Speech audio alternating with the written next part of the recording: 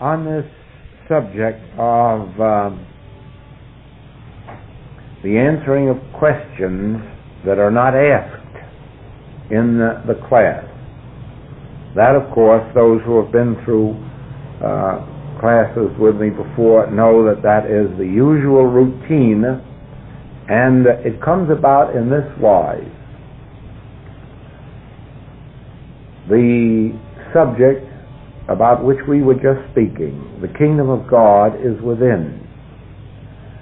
Now actually, God is my consciousness.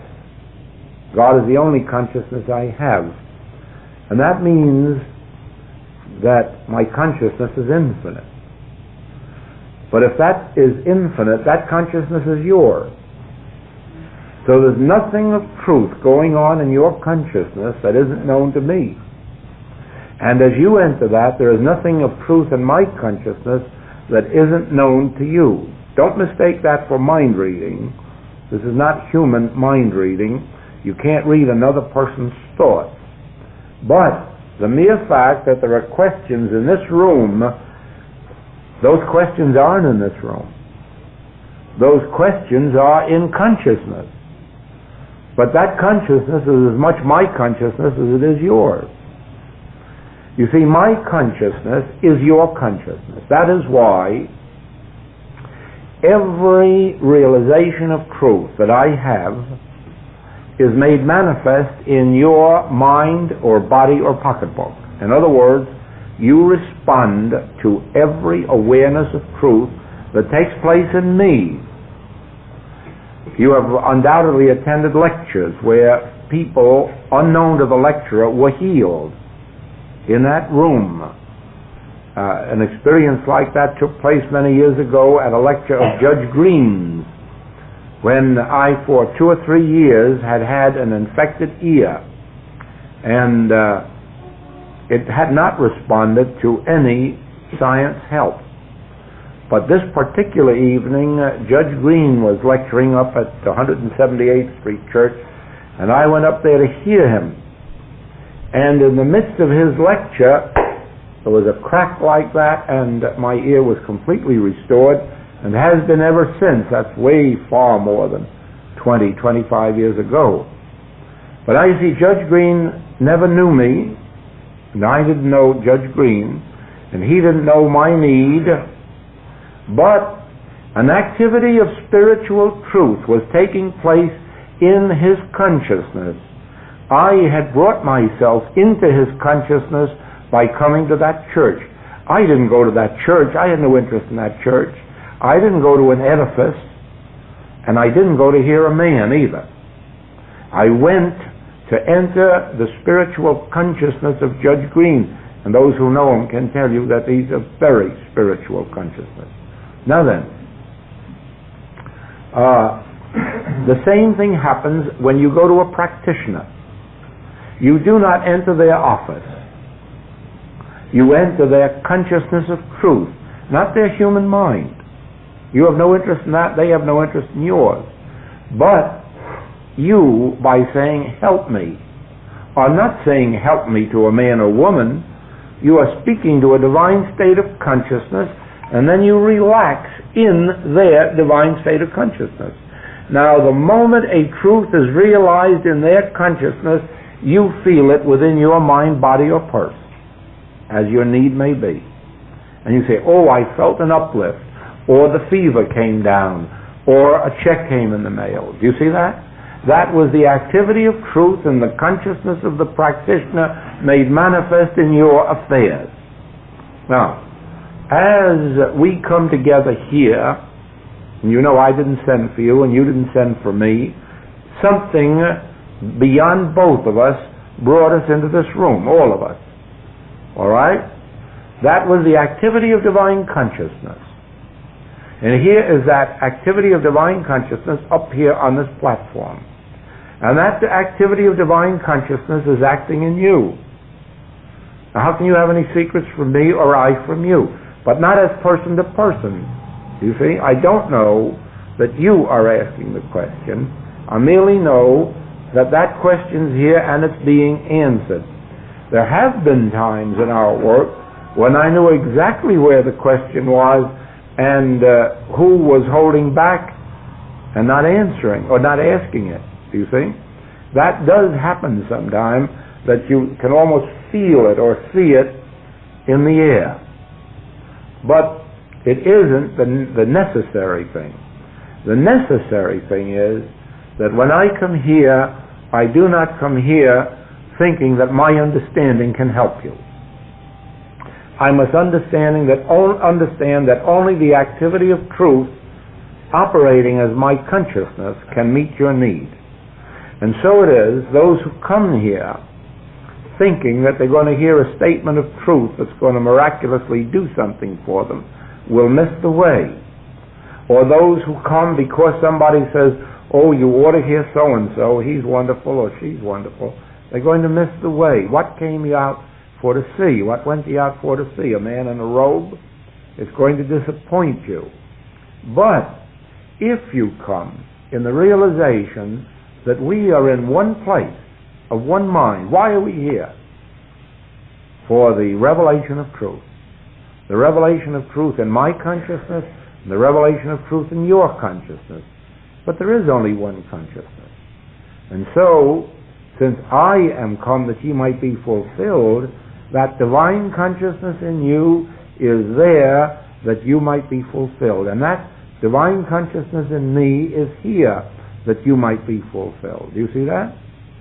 And so it is that as a rule, almost any night of the week you can be assured that nearly every question will be answered. Somewhere along the line, however, there is a question here and a question there that escapes answering. And it is for that reason that I encourage those that have been missed to be given in writing. But you can see how few they are when in a whole week there has just been one question. And incidentally, if you look at my pad, you'll see it would have been answered without that question, because right on top it says fullness of individual being, nothing can come to but must flow out. You see that? And so that's the way that happens.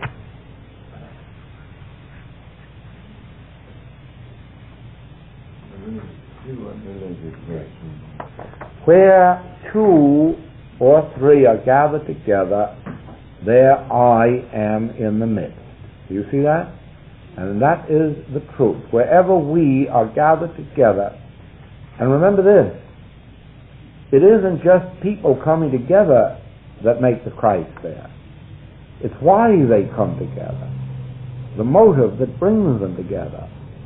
I have told the story of a man who came to my office in Boston, and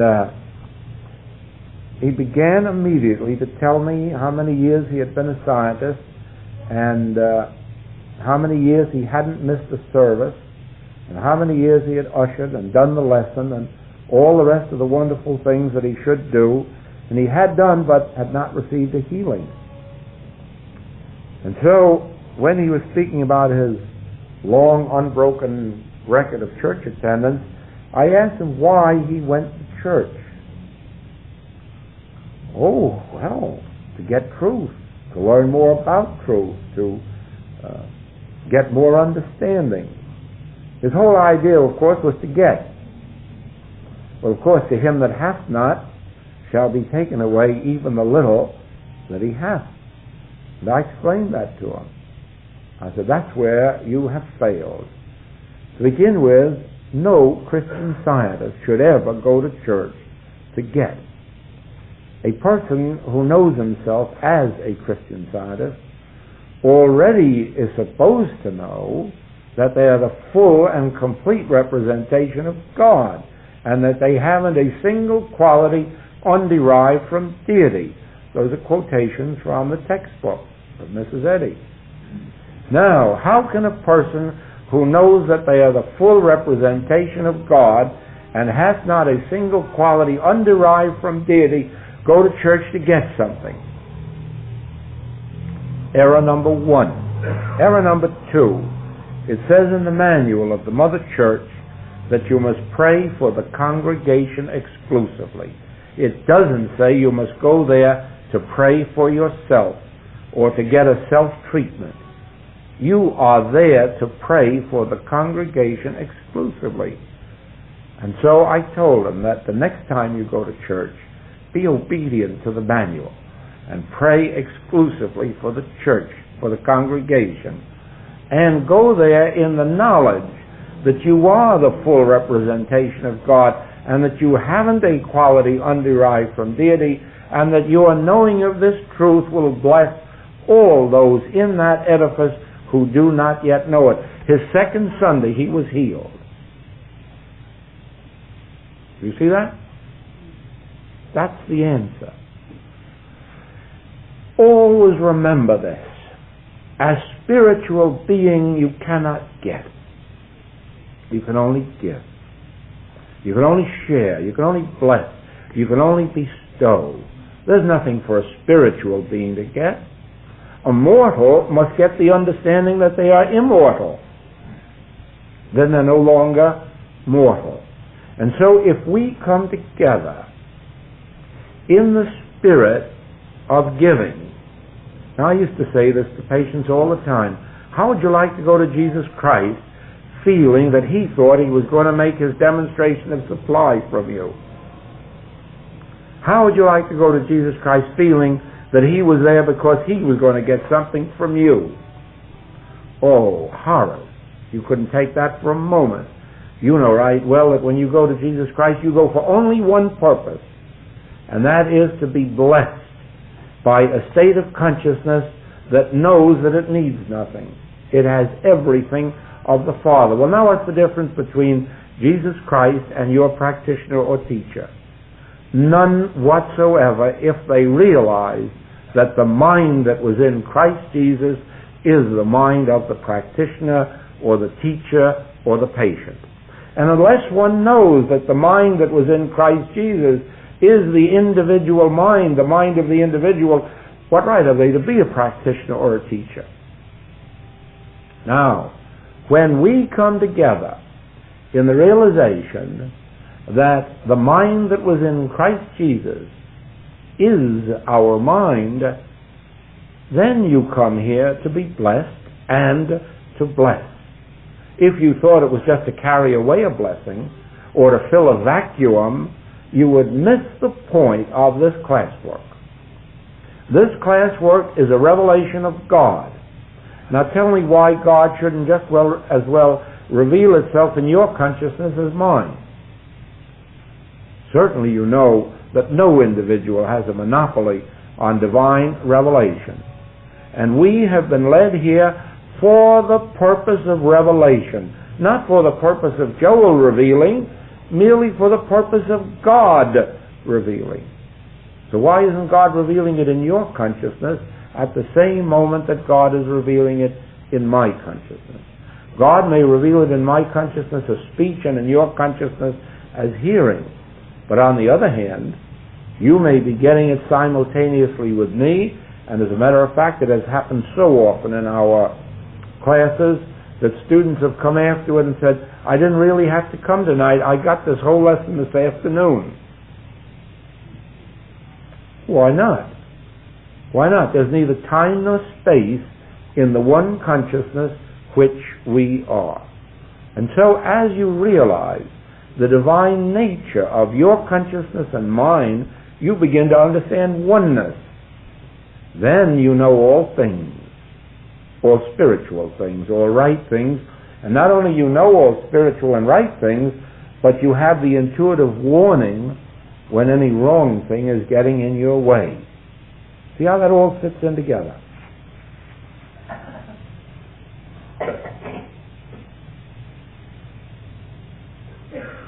Ah, yes. I have found this week that I've been up against more antagonism outside the class than ever before. Others in the class have told me this also. Why? Well, now, isn't that clear? Isn't that clear? What is happening this week in class? How much do you think of so-called mortal mind or human belief is being destroyed? How much of human belief is being torn down? And Is it necessary that anyone know that you're here to feel the degree of purity in your consciousness? No. Hasn't it always been true that the moment a person of vision lifted up their head, that the world took pot shots at them? Hasn't that always been true? Wasn't it true with Moses, Abraham, Isaac, Jacob? Wasn't it true with Elijah, Elisha, Isaiah? Wasn't it true with Jesus, John, Paul? That in proportion as they became illumined, they antagonized the human thought. They became enmity to the human thought. Why? Because the human thought is about to be wiped out as it comes into your presence. The human thought is going to be dissolved the minute it gets near you without even knowing who you are. I wish you could see the strange experiences that sometimes happen when people see me day in or day out, or week in or week out along the waterfront in Hawaii, and then say, well, Mr. Groves, what is your business? Oh, I haven't got a business. Oh, you haven't? No. What do you do? I write books. Oh, that's interesting. What are your late books? Oh, my late books, my early books, they're all the same. I only know one subject. My subject is God. Oh, if you could see how quickly some get up and move away, as if I had leprosy. Oh, that's a word that some of them just cannot take. They don't want to get too close to that thing called God. And you can't blame them. If they get too close, they're just going to get an awful wiping out. And so it is. In the old days, Mrs. Eddy called that chemicalization. We don't call it chemicalization, but it is the light shining in dark in your consciousness, and as it touches the outside world has a feeling of it. Sometimes they even get the thought that you're superior, and then comes a little envy, a little jealousy, a little malice, a little disbelief, and also superstition. Don't forget that many people are very superstitious about anyone that gets too close to God. And it is, as a minister explained to me, the will of God for man is evil. Always evil and always destructive. Now just think what happens when you come along and you're close to God. You have to be very destructive.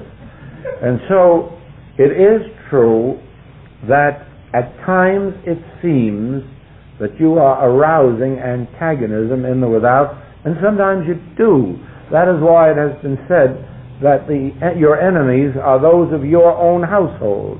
It was within the household of Jesus that he found his antagonism, not only in his human family of mother, father, who have plenty of antagonism there in his early years, unbelief, disbelief. But look at the occurrences in his spiritual household. Judas, Thomas, Peter, 11 disciples falling asleep. Oh, the troubles of the Master with those of his own household. And why? Jealousy on the part of some, disbelief on the part of others, superstition, fear on the part of others. And so he aroused those things.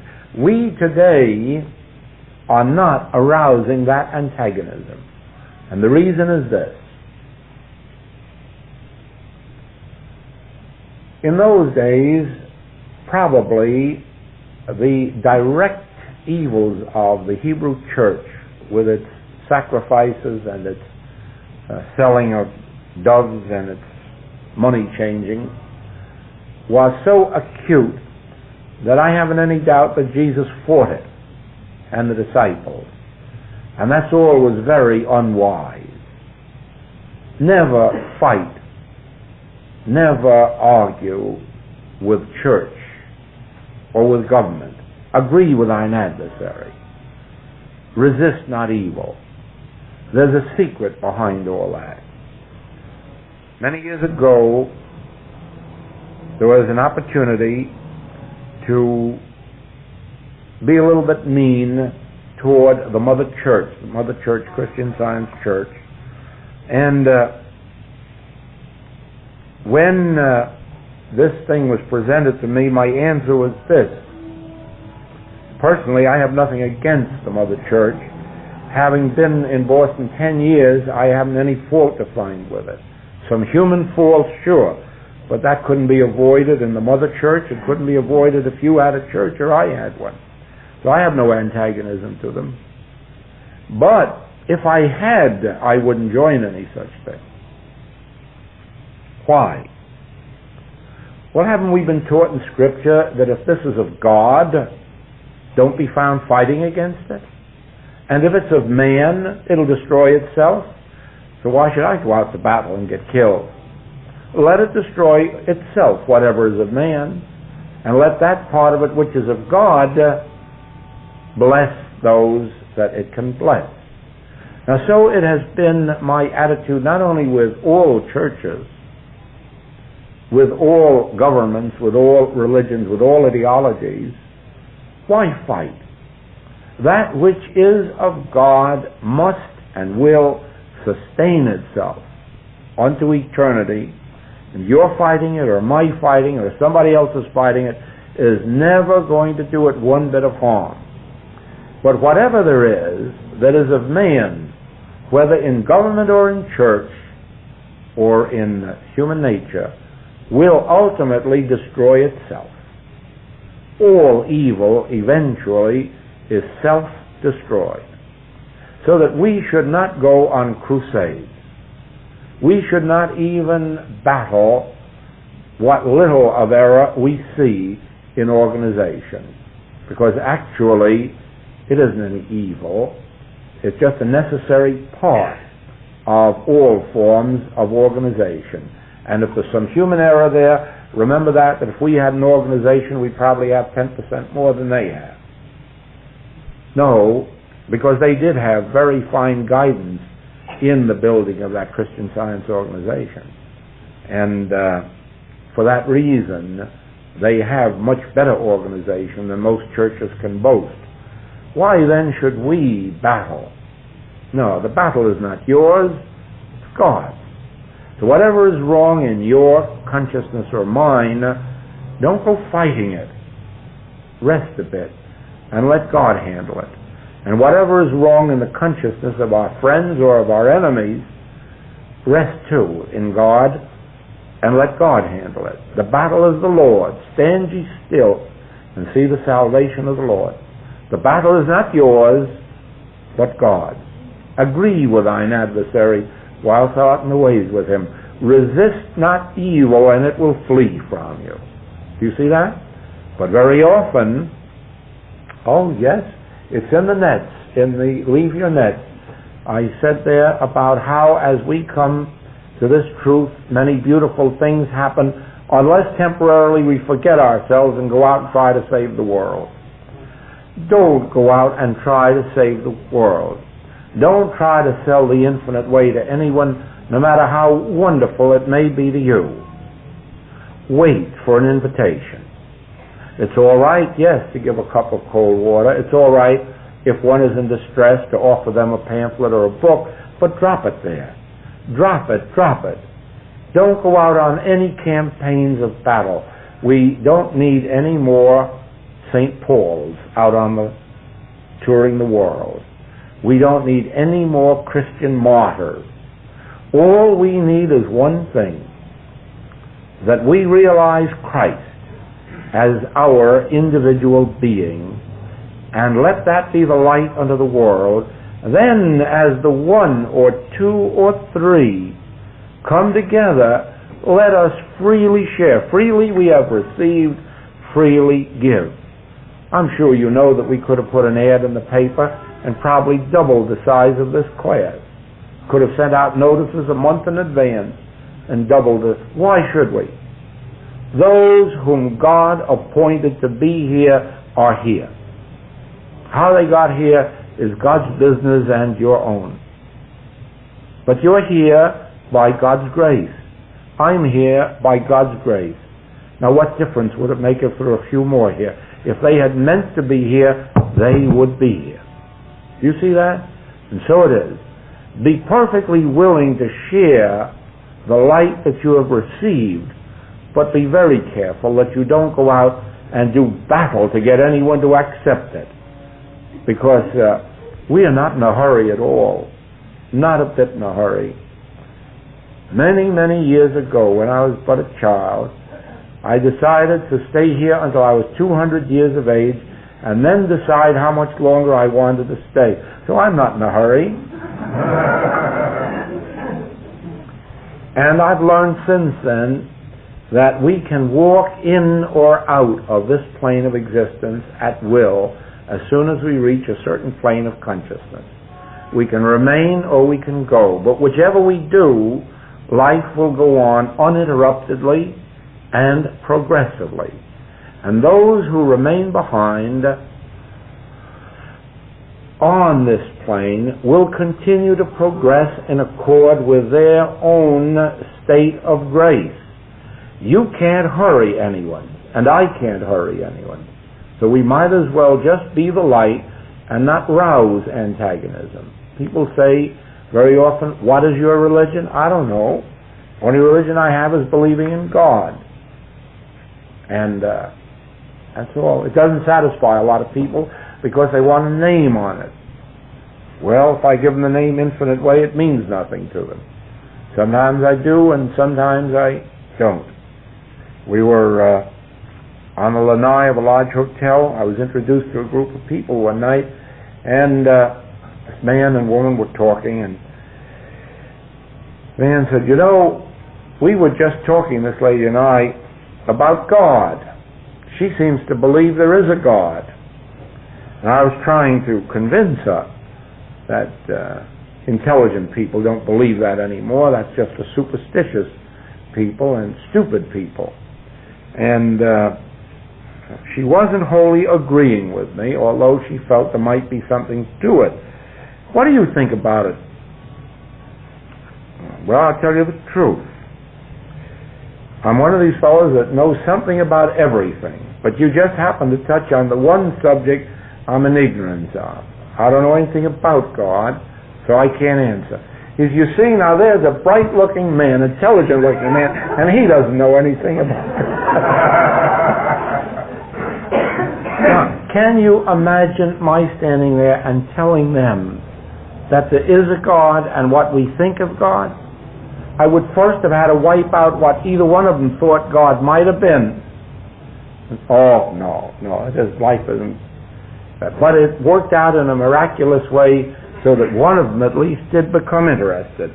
When I left, the man who introduced us said, you know who that man is? No. He's a man who's written 10 books on the subject of God. So a few days he looked me up. You want to know what I meant by that?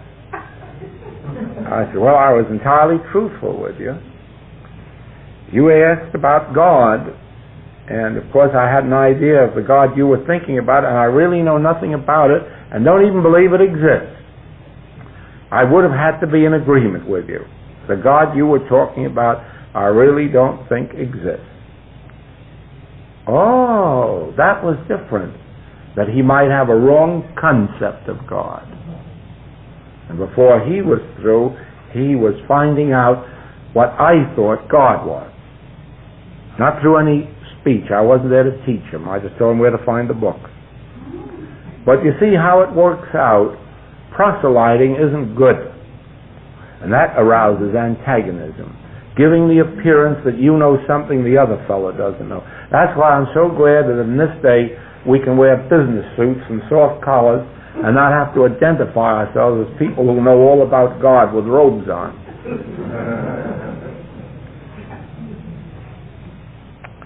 Jesus changed water into wine. What then did Paul mean when he says, take a little wine for your stomach's sake? He heals spiritually. The subject of wine is an interesting one, but it plays havoc with us because of our metaphysical backgrounds, more especially Christian Science. Wine in and of itself isn't any more harmful now than it was in the days of the Master. I doubt there's very little drunkenness spoken of in the Bible except in those circles where you would expect to find it in palaces, kings, and so forth. But ordinarily speaking, you don't find much of drunkenness among wine drinkers. And for the simple reason that there isn't big enough alcoholic content in wine to do any damage unless one did make a pig of themselves, swine. Now, wine was not only the drink of the sacrament, it was a church drink, but it was as normal a household drink as you could get. Water had not then been purified as it is today.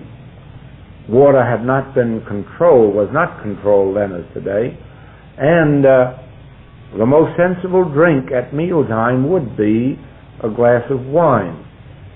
Now,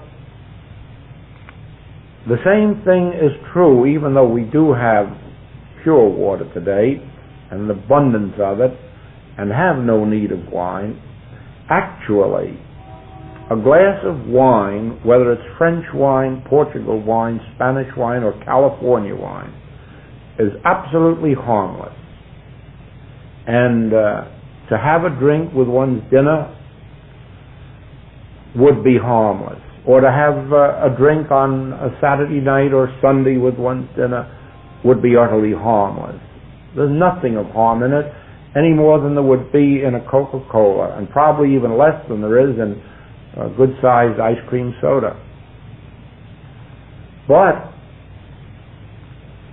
wine has become identified with alcoholic drinks, dangerous drinks, harmful drinks, destructive drinks. And because American society hasn't been up to the absorbing of alcoholic drinks except in destructive amounts, alcoholic drinking is not good. And alcoholic drinking is, in metaphysical circles, forbidden, banned. And it is for that reason that, for our own sakes today, it is better that we not be identified as wine drinkers, because that identifies us as drinkers of alcohol, and that brings us into the company of those who are setting a very bad example for all humanity. There is no good in alcoholic drinking. There is no harm in a glass or two of wine. But since the public will not accept that distinction, and even the drinking of a glass of wine identifies us as drinkers of alcohol, we in our spiritual life leave it out. Not with condemnation, not with criticism, merely from the standpoint of not being identified with alcoholic drinking. And so we leave it alone. But as in the days of Jesus, so in the days of today, if there were such a thing as just having an occasional glass of wine and not being identified as an alcoholic drinker, there would be no harm in it. And so the harm in it really is our identification with alcohol and the fact that we lend encouragement to those who are drinkers of stronger concoctions. That to me is the story of wine. There is no harm in it. There is only the harm in alcoholic absorption, the drinking of strong alcoholic drinks. So for our sake, with no condemnation and with no criticism, we are better off not to be identified with it, not to drink it, not to be associated with it in the public's mind. One thing, however, and now this is purely from the standpoint of a true spiritual teaching, please do not put evil in alcohol.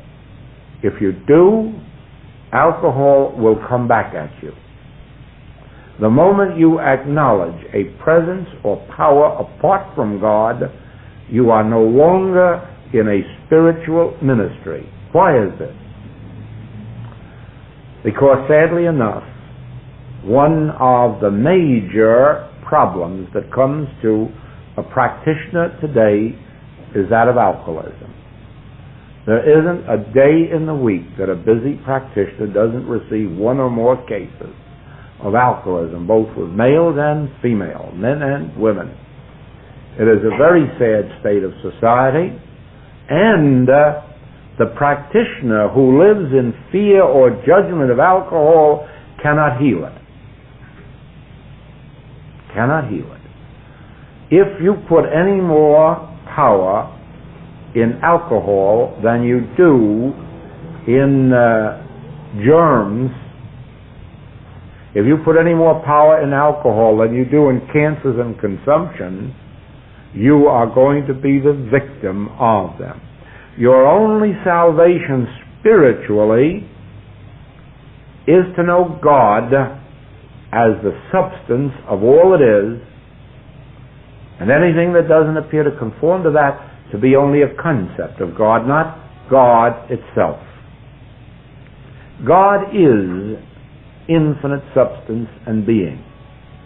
Now, whatever it is that appears to you that isn't spirit and of spirit has no existence except as a concept. And that concept of what? What is it that is being misseen, misconceived? God. God is the only substance. Now then, to understand that will not only free your friends, patients, students from the claim of alcoholism, but even if there were a lingering taste in you for some of it, it would remove it. And the reason is this. The moment a person says that they fear alcohol, or they hate alcohol, or they condemn alcohol, they have set up a presence and power apart from God that can very well take possession of them. On the other hand, the moment a person gets the opposite belief, that alcohol is something good and of God, then they become a victim of it. Therein must we be careful not to call it something separate and apart from God, and not to call it something of God. You see, I have heard people say they don't fear alcohol at all, they can drink all they want, and they do, and show it, in spite of their not fearing it. Now, I don't fear it because I have seen God as the substance of all reality. But in seeing God as the substance of all reality, I've lost all my taste for false concepts. You follow that? Well, it's the same way. It is just as erroneous to look at a sick person and say you are spiritual as it is to look at them and say you are mortal. They are neither spiritual nor mortal.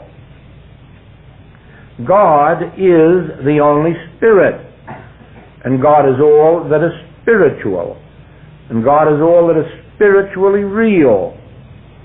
And any appearance that doesn't conform to that is a false concept of God. It can neither be error nor spirit. And you know, that's the most important point in all healing work. So if you don't understand that, stay here, even if we have to serve breakfast. If you do not understand this point,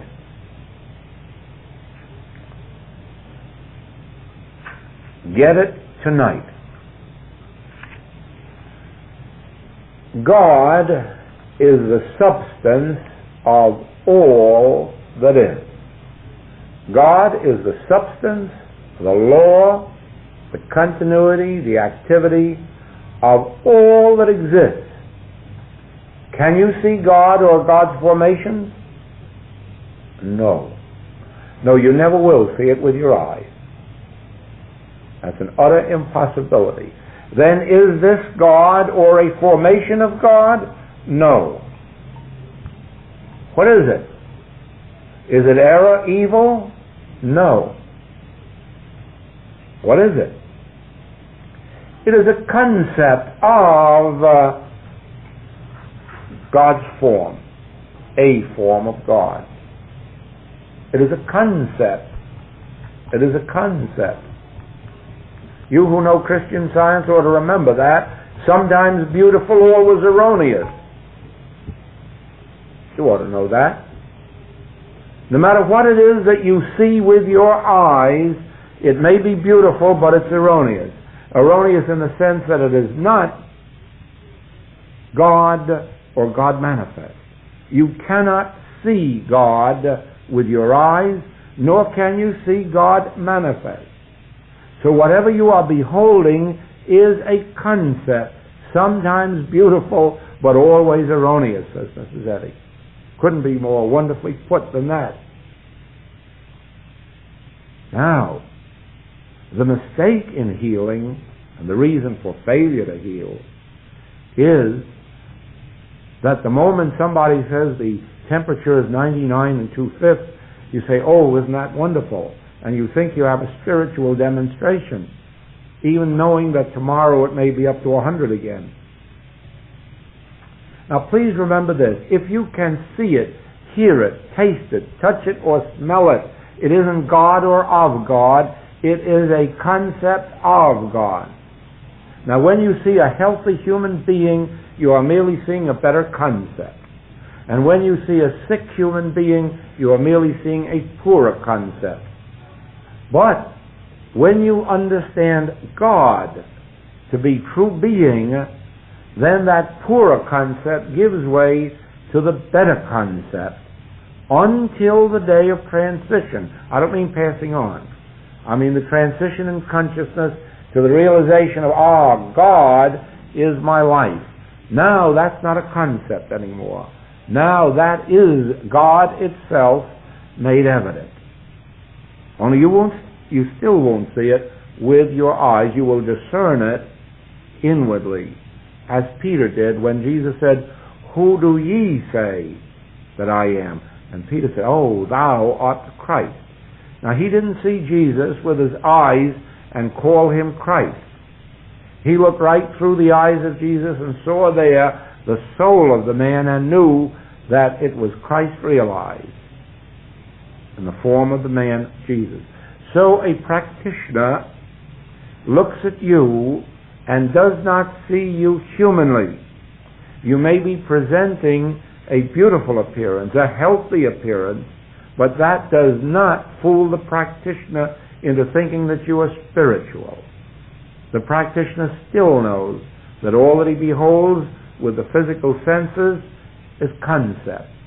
But the practitioner, looking through the appearance of health and wealth, recognizes Christ as your invisible true identity. Then outwardly you conform more nearly to that. Not yet fully. No. Jesus didn't conform to it fully until the ascension. In the outer, he was the Christ on the inner.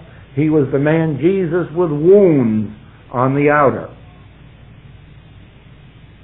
But from the moment of ascension, there was no man Jesus with wounds. There was only Christ exemplified, manifest, expressed, and there were no more wounds visible. He carried no wounds with him up on that cloud into heaven. No one carries a mortal concept of body into their spiritual consciousness.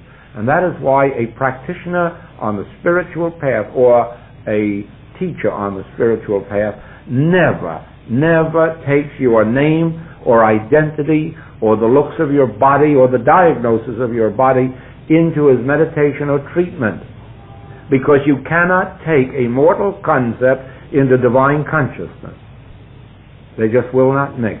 The only thing that can happen on this path, if you are called on for help, is that you do not look at the person you are helping, or do not look at their name or at their diagnosis, but look right through the center of being. If you have to look into a bright star up there and say, no, Christ is the only true identity of individual being, and keep your gaze on Christ as true individual identity, and you will bring out healing.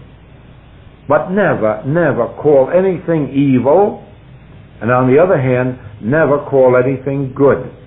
Not even Jesus. Why callest thou me good?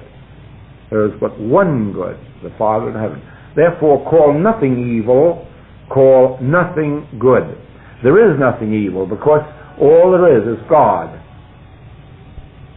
manifest, God expressed, God individualized. And that's all there is, regardless of what you're seeing, hearing, tasting, touching, or smelling. But just because the appearance gets a little better, a little more enjoyable, don't go around saying, oh, you're spiritual now. No, you're not spiritual. Inwardly, in your inner being, you are spirit itself, and the degree of your realization of that brings out a greater and more harmonious appearance of good, but still appearance. You see that? All is God, but all that we see with the physical senses, see, hear, taste, touch, or smell, is in the realm of concept. So never look at a healthy appearance or beautiful appearance and call it good. Don't be satisfied with it. Don't be satisfied if you could pass a medical examination tomorrow and the doctor says you have another 100 years to live. Don't be satisfied. He's only talking about your physical life, and a little bomb could throw it out. A little germ could throw it out. An automobile hitting you could throw it out. Don't be satisfied to think that a good human appearance is spiritual. The only time and the only way that you can ever become aware of spiritual being is through your spiritual apprehension. The same faculties that enabled Peter to know that Jesus was the Christ, that is the faculty that enables you and me to know that we are the Christ. You'll certainly not know it by looking at us. No. We don't resemble it even when we're healthy, and even those who have the good fortune to be beautiful or handsome do not show forth the Christ. The only way you know the Christ, well, you know all those stories of people who were seeking the Christ and always seemed to miss it, and then usually at some time or other found that the little beggar that came to the door had been that very Christ. Why, certainly.